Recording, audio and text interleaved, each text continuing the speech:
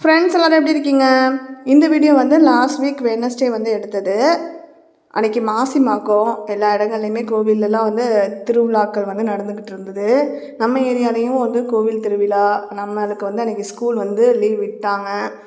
ஆக்சுவலாக அன்றைக்கி வந்து தமிழ் எக்ஸாம் இருந்தது. அதை வந்து போஸ்ட்போன் ஆகி ஃப்ரைடேக்கு வந்து சேஞ்ச் பண்ணிட்டாங்க. ஃப்ரைடே இந்த சயின்ஸ் எக்ஸாம் தேர்ஸ்டே வந்துடுச்சு. இருந்தாலும் தமிழ் சயின்ஸை கம்பேர் பண்ணுறப்ப தமிழ் தான் பாப்பாவுக்கு சிரமம் அப்படின்றதுனால காலையில் ஒரு 10 மணி வரைக்கும் தமிழ் வந்து படிக்க சொல்லியிருந்தேன். பாப்பா வந்து எப்பவும் போல் சீக்கிரமாகவே வந்து எழுப்பி விட்டுட்டு காம்ப்ளான் வந்து கலந்து கொடுத்தேன். காலையில் வந்து பார்த்திங்கன்னா மழை தூரிக்கிட்டே இருந்தது. 10 மணி வரைக்கும் அமைதியாக தமிழ் படிச்சுட்டு அதுக்கப்புறம் சயின்ஸ் எக்ஸாமுக்கு வந்து ப்ரிப்பரேஷன் வந்து ஸ்டார்ட் பண்ணுங்கள். சயின்ஸை பொறுத்த வரைக்கும் எனக்கு கவலையே இல்லை. பாப்பா எப்போவுமே அவங்களே வந்து நல்லா டீப்பாக வந்து படிக்கணும் அப்படின்னு ஆசைப்பட்டு எல்லாத்துக்குமே மீனிங் கேட்டு அப்படி படிப்பாங்க. இப்போ எக்ஸாமுக்கு முன்னாடிலாம் டெய்லி ரெகுலராக வந்து நம்ம ஏதாவது எடுத்து படிக்க சொன்னோம் அப்படின்னா டக்குன்னு அவங்க எடுக்கிறது வந்து சயின்ஸ் தான். அதனால் மோஸ்ட்லி சயின்ஸ் படிச்சிருப்பாங்க அப்படின்ற ஒரு நம்பிக்கை எனக்கு இருந்தது. அதனால் அவங்களே ரிவைஸ் பண்ணிக்கட்டும்னு சொல்லிட்டு ஃப்ரீயாக விட்டேன். நான் வந்து பாப்பாவுக்கு இந்த மாதிரி பாட்டில்ஸ் அடைச்சி வர ஜூஸ்லாம் அவ்வளோவா வாங்கி கொடுக்க மாட்டேன். இந்த ஒரு பாட்டில் மட்டும் ரொம்ப ரிக்வெஸ்ட் பண்ணி நாள் கேட்டாங்க. சரின்னு வாங்கி கொடுத்துருந்தேன். அதை வந்து காலையிலே குடிப்பாங்களாம். நான் காம்ப்ளான் கலந்து கொடுத்துருக்கேன். அடுத்து பிரேக்ஃபாஸ்ட்டுக்கே சாதம் வைக்க போகிறேன். முட்டை உருளைக்கிழங்கு உனக்கு பிடிச்ச மாதிரி போட்டு குழம்பு வந்து ரெடி பண்ண போகிறேன். ஸோ அதை வச்சு காலையில் சாப்பிடலாமான்னா அதுக்குள்ளே பசிக்குதுன்னு அந்த ஜூஸை குடிக்கிறதுக்காக வயிற்றெல்லாம் தடவி காட்டிக்கிட்டே வந்து இந்த ஜூஸை எடுத்து குடிச்சிக்கிட்டே என்கிட்ட பேசிகிட்டு இருக்காங்க. டக்குன்னு சரசரன்னு வந்து நானும் வந்து லன்ச் அண்ட் பிரேக்ஃபாஸ்ட்டுக்கு ஒரு ஏதாவது சாதம் குழம்பு எல்லாமே ரெடி பண்ணிவிட்டு சாப்பிட்டுட்டு பாப்பா வந்து பார்த்திங்கன்னா ஒவ்வொரு இடமா மாறி மாறி உட்காந்து அமைதியாக அவங்க பாட்டுக்கு சயின்ஸ் எக்ஸாமுக்கு வந்து ப்ரிப்ரேஷன் ஸ்டார்ட் பண்ணிட்டாங்க. சாப்டர் வைஸ் வந்து ஒன்று ஒன்றா அப்படியே ஃபுல்லாக கம்ப்ளீட் பண்ணுங்கள், கிளாஸ் ஒர்க் எல்லாமே படிக்கணும் அப்படின்னு சொல்லியிருந்தேன். அதில் ஒரே ஒரு பிகோஷன் மட்டும் ஆப்ஷனுக்கு விட்டுக்கிறோமான்னு ரொம்ப நேரம் ரிக்வஸ்ட் பண்ணி கேட்டுட்டு மற்றது எல்லாமே வந்து அவங்க பாட்டுக்கு அழகாக உட்காந்து படிச்சுட்டு இருந்தாங்க. எந்த டிஸ்டர்பன்ஸும் இல்லை. நம்ம பாட்டுக்கு வந்து பார்த்திங்கன்னா கிச்சனில் சமையல்லாம் முடிச்சிட்டோமா, சாப்பிட்டுட்டு அந்த பாத்திரம் எல்லாத்தையுமே வந்து வாஷ் பண்ணிவிட்டு கவுண்டர் டாப்லாம் வந்து க்ளீனாக எல்லாத்தையுமே பண்ணி வச்சுட்டேன். அன்றைக்கி வந்து பெயிண்டர்ஸ் வந்து வரல, மழை தூட்டிகிட்டே இருந்தனால நாங்கள் வந்து வர வேணான்னு சொல்லிட்டோம்.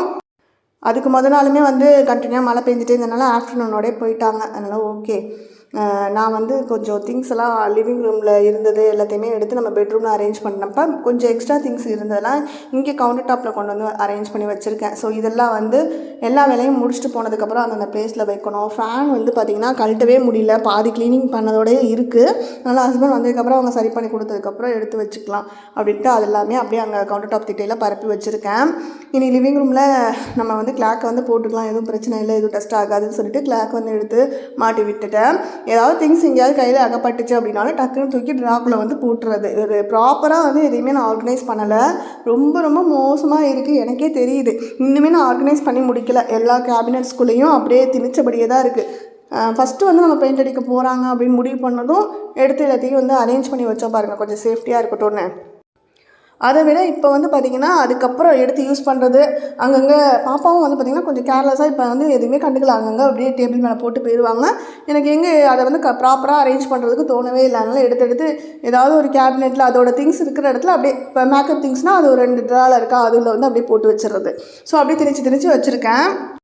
ட்ரெஸ்லாம் கூட வந்து பார்த்திங்கன்னா அந்த மாதிரி தான் கப்போர்டுக்குள்ளே வார்ட்ரூப்பில் வந்து இருக்குது. எல்லாமே வந்து அரேஞ்ச் பண்ணணும். இனிமேல் தான் வந்து க்ளீனிங்லாம் ஸ்டார்ட் பண்ணணும். ஈவினிங் வந்து அகெயின் தமிழ் வந்து ஒரு ரவுண்டு எழுத சொல்லியிருந்தேன், எழுதி பார்த்துருந்தாங்க. அது வந்து இப்போ மோஸ்ட்லி வந்து பார்த்திங்கன்னா இப்போ அவங்களே கரெக்ட் பண்ணுறப்பே என்ன ஸ்பெல்லிங் மிஸ்டேக் அப்படின்றத வந்து தெரிஞ்சு திருத்த ஆரம்பிக்கிறாங்க. வாசித்து அவங்களே ஒரு வாட்டி செக் பண்ணி கரெக்ட் பண்ணுங்கன்னு சொன்னால் அவளே மோஸ்ட்லி வந்து கண்டுபிடிச்சிட்டா. அது மாதிரி அவளாக கண்டுபிடிச்சி திருத்தினது எல்லாத்துக்கும் டிக்கும் போட்டுக்குவாங்க, கிராஸும் பண்ணிக்குவாங்க. அதுவே நம்ம சொல்லி கொடுத்து ஏதாவது கரெக்ஷன் பண்ணாங்க அப்படின்னா அதுக்கு மட்டும் ராங்க அப்படி சொல்லி திருத்திக்கிட்டு இருந்தாங்க. ஈவினிங் வந்து சயின்ஸ் எல்லாமே கம்ப்ளீட் பண்ணி முடிச்சதுக்கப்புறம் நான் வந்து வெளியில் அழைச்சிட்டு போகிறேன் அப்படின்னு சொல்லியிருந்தேன். கோவில் திருவிழாவாக பக்கத்தில் கடை எல்லாம் வந்து போட்டிருப்பாங்க, அதெல்லாம் பார்க்கணுன்னு ஆசை இருக்குல்ல, முடிச்சுட்டு வாங்கன்னு சொல்லியிருந்தேன். அதனால் 6:30 எல்லாமே கம்ப்ளீட் பண்ணிவிட்டு எடுத்து வச்சாச்சு. அப்படியே நாங்கள் 2 பேரும் அப்படியே நடந்த ஒரு வாக்கிங் மாதிரி ரிலாக்ஸாக ஒரு ரவுண்டு வந்து வெளியில் வந்து போயிருந்தோம். இந்த பால் அதுக்கப்புறம் ஒரு பலூன் வாங்கியிருந்தாங்க பாப்பா. பக்கத்துலேயே சூப்பர் மார்க்கெட்டுக்கு திங்ஸ் வாங்க போனப்போ அங்கே வந்து ஒரு பென்சில் மிரர் வச்சுருந்தது, அது வேணும்னு சொல்லிட்டு ஆசைப்பட்டு கேட்டு இதெல்லாம் கிஃப்டாக படித்து எழுதிட்டுருக்க எக்ஸாமுக்கு கிஃப்டாக. இன்னும் எக்ஸாம் பேப்பர் வரலை. எவ்வளோ மோசமாக இருக்குது அப்படின்றது வந்து இனிமேல் தான் தெரிய போகுது. நேற்று ஜிகே எக்ஸாம் வச்சுருந்தாங்க. அதுக்கெல்லாம் வந்து பயங்கரமாக என்கிட்ட திட்டு வாங்கிட்டு, ஏன்னா ஜிகேக்கெலாம் கூட ஃபெயில் ஆகிற ரேஞ்சுக்கு படிச்சுக்கிட்டு போகிறாங்க. அவங்க அப்பா வந்து ஃபுல் சப்போர்ட்டு நேற்று வரைக்குமே இருந்தாங்களா, அதனால் ஃபுல் சப்போர்ட்டு. எக்ஸாமுக்கு இந்த வாட்டி நான் வரமாட்டேன் பிடிஎம்க்கு, நீங்கள் உங்கள் அப்பா வளைச்சிட்டு தான் போகணும் அப்படின்னு ஸ்ட்ரிக்டாக சொல்லியிருக்கேன் கோவமாக. ஏன்னா எப்போவும் பண்ணுற அளவுக்குலாம் இந்த வாட்டி எக்ஸாம் பண்ணலை. இந்த சயின்ஸு, தமிழ், இங்கிலீஷு அதெல்லாம் கூட ஓகே. ஹிந்தி கூட பண்ணியிருக்காங்க ஓரளவுக்கு. மற்றதெல்லாமே எனக்கு சரியான ஒரு சாட்டிஸ்ஃபைடு இல்லை. எப்போல்லாம் லீவ் வந்ததோ அந்த நேரத்துலலாம் அவங்க அப்பா கூட சேர்ந்து விளையாண்டுக்கிட்டு சரியாகவே வந்து படிக்கவே இல்லை.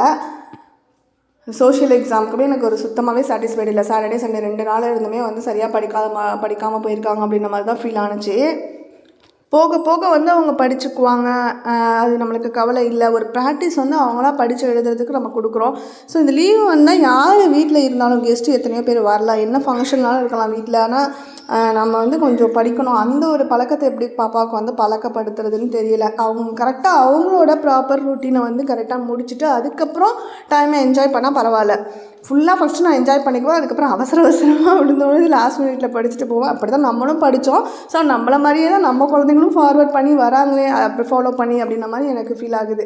அது மாதிரி இல்லாமல் நம்ம வந்து அது லாஸ்ட் மினிட்ல படிக்கிறதுல எனக்கு சுத்தமாக விருப்பமே இருக்காது. லாஸ்ட் மினிட்லலாம் நான் ஃப்ரீயாக எக்ஸாம் ஹாலுக்கு போனேன். எக்ஸாம் ஹாலுக்கு போகிற வரைக்கும் புக்கை தூக்கிட்டே படிச்சுக்கிட்டே போவாங்க. அன்றைக்கி நான் வண்டி வந்து ஓட்டிகிட்டு வரேன் ரோட்டில், நடுவில் நம்ம வந்துட்டுருக்கோம். பசங்க 3 பேர் வந்து பக்கத்தில் நடந்துக்கிட்டு ஒரு ஸ்கூல் எக்ஸாமுக்காக புக்கை வந்து விரித்து கையில் பிடிச்சிட்டு படிச்சுக்கிட்டே நோட்டில் நடந்து வந்துக்கிட்டு இருக்காங்க. கரெக்டாக வந்து ரோடை கிராஸ் பண்ணுறாங்க. அந்த இடத்துல நம்ம வந்து வண்டி கிட்ட வந்தது கூட தெரியாமல் டபக்குன்னு வண்டிக்கிட்ட வந்து கிராஸ் பண்ணுறாங்க. அப்படின்னு இடிக்கிற மாதிரி வந்து அவங்க புக்கில் பட்டுடுச்சு வண்டி. அதுக்கப்புறம் நம்ம கிராஸ் பண்ணி போகிறோம். அந்த நேரத்தில் இதெல்லாம் ஒரு லாஸ்ட் மினிட்ல ஏன் அப்படி படிக்கணும்? அவ்வளோ நடந்து போகிற நேரத்தில் கூட படித்தாதான் எக்ஸாமில் பாஸ் ஆகும். அந்த ரேஞ்சுக்கு ஏன் படிக்கிறாங்க? அது வீட்லேயே முடிச்சுட்டு கம்ப்ளீட் பண்ணிவிட்டு ஃப்ரீயாக வீட்டுக்கு ஸ்கூலுக்கு வந்துட்டு, ஸ்கூலில் வேணாலும் டைம் இருந்தால் கொஞ்சம் நேரம் ப்ரிப்பேர் பண்ணிவிட்டு அதுக்கப்புறம் போகலாம்ல. அந்த புக்கை வச்சுக்கிட்டு ரோட்டில் நடந்துக்கிட்டே படிக்கிறதுலாம் ரொம்ப அப்பா இதெல்லாம் வந்து இந்த மாதிரிலாம் நம்ம குழந்தைங்க வந்து வளர்ந்துடவே கூடாது அப்படின்ற மாதிரி நான் வந்து ஃபீல் பண்ணுறேன். ஆனால் இன்னும் வந்து ப்ராப்பராக அவங்களுக்கு ட்ரெயின் பண்ணணும்னு தான் நானும் இப்போ கொஞ்சம் கொஞ்சமாக ட்ரைனிங்லாம் வந்து ஸ்டார்ட் பண்ணியிருக்கேன். அவங்களோட ஸ்டடீஸில் இன்னும் நிறைய விஷயங்கள் அவங்களுக்கு நம்ம கற்றுக் கொடுக்கணும். நீங்கள் எப்படி உங்கள் குழந்தைங்களெல்லாம் வந்து ஸ்டடீஸ்க்கு நீங்கள் ப்ரிப்பேர் பண்ணீங்க? எப்படி என் வீட்டில் கெஸ்ட்லாம் இருந்தாலும் அவங்க படிப்பாங்களா எக்ஸாம் நேரத்தில்? அது எப்படி அவங்களுக்கு பழக்கிருக்கீங்க? அதை பற்றிலாம் எனக்கு கமெண்ட்ஸில் ஷேர் பண்ணுங்கள். இது வந்து நெக்ஸ்ட் டே காலையில் அன்றைக்கி வந்து காலையில் பெயிண்டர் வந்துடுவாங்க. வீட்டுக்குள்ளே கொஞ்சோண்டு பெண்டிங் ஒர்க் இருக்குது, அதெல்லாம் இன்றைக்கி கம்ப்ளீட் பண்ணிடுறேன்னு சொல்லியிருந்தாங்க. ஸோ காலைல எழுந்துட்டு கொஞ்சம் வெளியில் வந்து நம்ம பெயிண்டெல்லாம் மொதல் நாள் க்ளீனிங் பண்ணி லிவிங் ரூம்லேருந்து எடுத்துகிட்டு போய் எல்லாத்தையுமே போர்ட்டிக்கோல ஒரு ஓரமாக எல்லாத்தையும் பல்காக அடுக்கி வச்சுருந்தோம். அதெல்லாம் வந்து இப்போ மழைலாம் பெஞ்சதுனால கொஞ்சம் ஈரப்பதமாக இருக்கும், வெயிலில் இருக்கிற மாதிரி இருக்கட்டும்னு சொல்லி கொஞ்சம் எல்லாத்தையும் எடுத்து வந்து திட்டியில் வைக்கிறது, படிக்கட்டில் கொஞ்சம் நீட்டாக அரேஞ்ச் பண்ணுறது, அந்த வேலையெல்லாம் பார்த்துட்டு அப்படியே சைடில் வந்து சிக்கன் வந்து வாங்கிட்டு வந்திருந்தேன். பாப்பா ஆசையாக கேட்டுருந்தாங்க, அதனால் சிக்கன் குழம்பு வச்சுட்டு சிக்கன் 65 வந்து பண்ணிகிட்ருக்கேன். காலையிலே வந்து சமையல் வேலையை வந்து முடிச்சுட்டு கவுண்டர் டாப்லாம் க்ளீன் பண்ணி வெசல்ஸ்லாம் வாஷ் பண்ணுறது அந்த வேலையெல்லாம் கம்ப்ளீட் பண்ணி வச்சுட்டேன். வெளியில் வந்து கிரில் கேட் வந்து பார்த்திங்கன்னா ஒரு கோட்டிங் மட்டும் பெயிண்ட் பண்ணியிருந்தாங்க. ஸோ அதோட செகண்ட் கோட் பெயிண்ட் பண்ணியிருந்தாங்க. அதுக்கப்புறம் லிவிங் ரூமில் நம்மளோட என்ட்ரன்ஸில் இருக்கக்கூடிய டோர், அதுக்கு பக்கத்தில் வரக்கூடிய விண்டோவில் இருக்க கிரில்லு, பேக் சைடு கேட்டு, கிரில் கேட்டுக்கு வந்து பெயிண்ட் பண்ணுறது ஒரு கோட்டிங், அதெல்லாம் பண்ணுறது. அதுக்கப்புறம் எல்லா விண்டோஸ்லேயும் வந்து பார்த்திங்கன்னா ஒரு கோட் மட்டும்தான் வந்து ஃப்ரேமுக்கு அடிச்சிருந்தாங்க கலரு. ஸோ அதோட செகண்ட் கோட்டு எல்லாமே எனக்கு வந்து கம்ப்ளீட் பண்ணிகிட்டு இருந்தாங்க. பாப்பா வந்து ஸ்கூல்லேருந்து வந்ததுமே சாதம் வந்து கேட்பாங்க அப்படின்னு பார்த்தா தர்பூசணியை பார்த்துட்டாங்க அப்படின்னா அதுதான் அவங்களோட ஃபேவரெட்டு. அதை வந்து லஞ்சுக்கு வந்ததுமே வந்து உட்காந்து ஒரு கட்டு கட்டிட்டு அதுக்கப்புறம் ஒரு 2 மணிக்கு மேலே தான் அன்றைக்கி லஞ்சு சாப்பிட்டது. லஞ்சு சாப்பிட உட்கார்றப்ப தான் வந்து டிவி ஆன் பண்ணோம். சிவகார்த்திகேயன் மூவி வந்து ஓடிட்டு இருந்தோம். அம்மாவா ப்ளீஸ்மா, என்னோடய ஃபேவரட் மூவிமா, இந்த படம் முடிஞ்சதுக்கப்புறமா நான் நெக்ஸ்ட் எக்ஸாமுக்கு வந்து ப்ரிப்பரேஷன் ஸ்டார்ட் பண்ணுறேம்மா ப்ளீஸ்மான்னு ரொம்ப ரிக்வஸ்ட் பண்ணி கேட்டுட்டு படம் முடிகிற வரைக்கும் அவ்வளோ ஆர்வமாக. நான் மோஸ்ட்லி வந்து பார்த்திங்கன்னா எக்ஸாம் டைமில் டிவியெலாம் வந்து பார்க்குறதுக்கு அவ்வளோ பண்ண மாட்டேன். எக்ஸாம் இல்லாமல் கொஞ்சம் இடையில ஃப்ரீ டைம் கிடைக்குது. இப்போ நெக்ஸ்ட்டு ஒரு நாள் வந்து எக்ஸாம் இல்லை அடுத்த நாள் அப்படின்னா அதுக்கு மொதல் நாள் நம்ம ஈவினிங் கொஞ்சம் ஃப்ரீயாக இருந்தால் அந்த டைமில் பார்க்க விடுவேன். அடுத்த நாள் எக்ஸாம் இருக்குது அப்படின்னா மொதல் நாள் வந்து டிவி வந்து அலோடு இல்லை பாப்பாவுக்கு. அப்படியே சாப்பிட்ற டைமுக்கு ஒரு 10 நிமிஷம் பார்த்துட்டு ஆஃப் பண்ணிவிட சொல்லிடுவேன். ஆனால் எனக்கு ரொம்ப ரிக்வஸ்ட் பண்ணிவிட்டு ஃபுல் படத்தையும் வந்து உட்காந்து பார்த்துட்டு இருந்தாங்க. எனக்கும் வந்து பார்த்திங்கன்னா கொஞ்சம் அந்த பட்ஜெட் நோட்டில் வந்து என்னென்ன செலவாயிருக்கு அதெல்லாம் எழுத வேண்டியது இருந்தது. பெண்டிங் இருந்ததெல்லாம் கொஞ்சம் ஞாபகப்படுத்தி ஒரு 2-3 நாள் எழுதாமல் விட்டுட்டேன். ஸோ அதெல்லாம் கம்ப்ளீட் பண்ணி எழுதிட்டு இருந்தேன். எனக்கு வந்து தமிழ் எக்ஸாமுக்கு வந்து ஏற்கனவே எத்தனை வாட்டி எழுதி பார்த்தாலும் இன்னும் ஒரு வாட்டியாவது எழுதி பார்க்கணும்.